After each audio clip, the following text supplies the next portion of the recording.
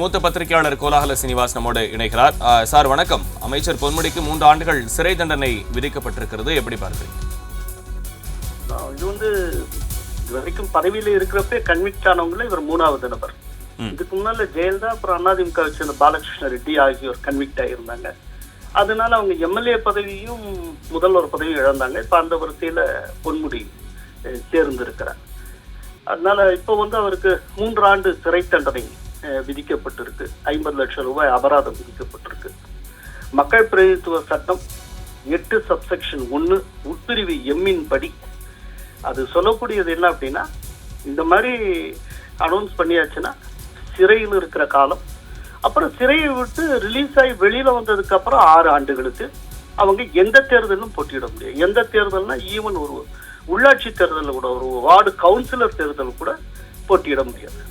இப்ப நீங்க ஒரு பிளைண்டா பாத்தீங்கன்னா, இப்ப அவருக்கு 3 வருஷம் சிறை தண்டனை, 3 வருஷம் பிளஸ் அவர் வெளியில வந்ததுக்கு அப்புறம் 6 வருஷம், மொத்தம் 9 ஆண்டுகளுக்கு பொன்முடி அவர்கள் போட்டியிட முடியாது.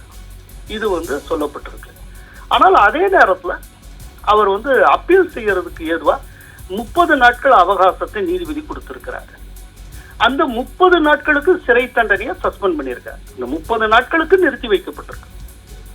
இப்ப 30 நாட்களுக்குள்ள உச்ச நீதிமன்றத்துல அவர் போய் போராடி அங்க இருக்க நீதிபதிகளை கன்வின்ஸ் பண்ணி அவர் தன்னுடைய தண்டனைக்கு ஸ்டே வாங்கினார்னா, தண்டனைக்கோ தீர்ப்புக்கோ, பொதுவா இந்த மாதிரி கன்விக்ஷனுக்கு அந்த தீர்ப்புக்கெல்லாம் டக்குலாம் ஸ்டே வாங்க முடியாது. தீர்ப்புக்கு ஸ்டேங்கிறது ஃபைனல் தீர்ப்பு எப்ப தரப்படுகிறதோ அப்பதான் கொடுப்பாங்க.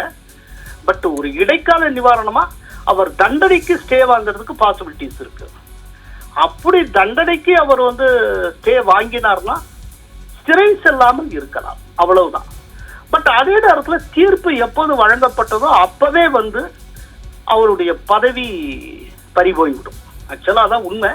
2014 செப்டம்பர் 27ஆம் தேதி பெங்களூரு சிறப்பு நீதிமன்ற நீதிபதி மைக்கேல் டி குன்ஹா ஜெயலலிதா குற்றவாளின்னு அனௌன்ஸ் பண்ண உடனேயே வெளியில இருந்த ஜெயலலிதா கார்ல இருந்த தேசிய கொடி அகற்றப்பட்டது. உடனே இம்ப்ளிமெண்ட் வந்தாச்சு. இப்ப 19ஆம் தேதியே ஆக்சுவலா கன்விக்ட் ஆயிட்டாரு.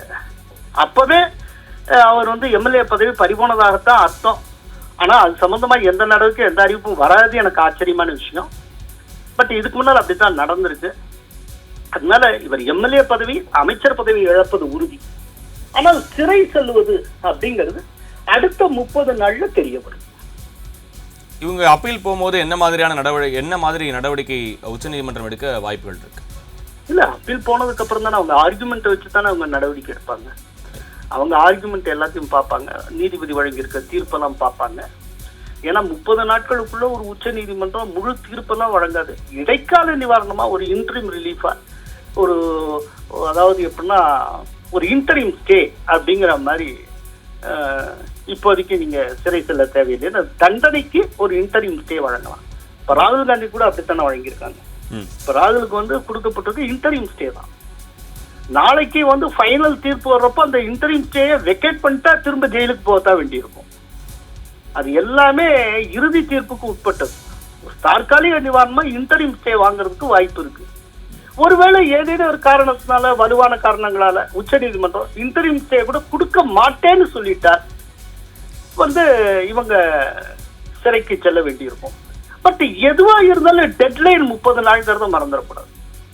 இப்ப இவங்க மேல்முறையீடு செய்யறாங்க, வழக்கு போய்கிட்டே இருக்கு, விசாரணை நடந்துட்டு இருக்கு, 30 நாளையும் கடந்து போயிட்டே இருக்குன்னு வச்சுக்கோங்க.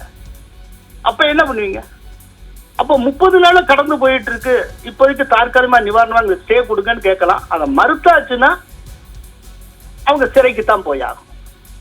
சோ ஒரு தண்டனையிலிருந்து, அதாவது சிறை தண்டனையிலிருந்து நிவாரணம் பெறுவதற்கான ஒரு அவகாசமா இந்த 30 நாட்களை பார்க்கணும். ஆனால் இதனால தகுதி இழப்புக்கு எந்த நிவாரணமும் கிடைக்காது. தகுதி இழப்பு இப்ப அமலுக்கு வந்துடும். அநேகமா இப்ப இந்த கோர்ட்டுடைய தீர்ப்பு, மற்ற விஷயங்கள் எல்லாமே சட்டப்பேரவை செயலகத்துக்கு போயிடும்.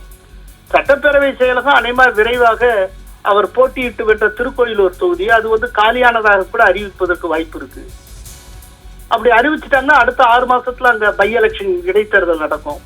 இப்ப அடுத்தாப்புல 4 மாசத்துக்குள்ள 4-5 மாசத்துல மக்களவை தேர்தல் வர்றதுனால அதோடய சேர்ந்து கூட அதுக்கு இடைத்தேர்தல் நடத்தலாம். பல பாசிபிலிட்டிஸ் இருக்கு. கண்டிப்பா சார். இணைப்பில் இணைந்து உங்களுடைய தகவல்களை பகிர்ந்தமைக்கு நன்றி.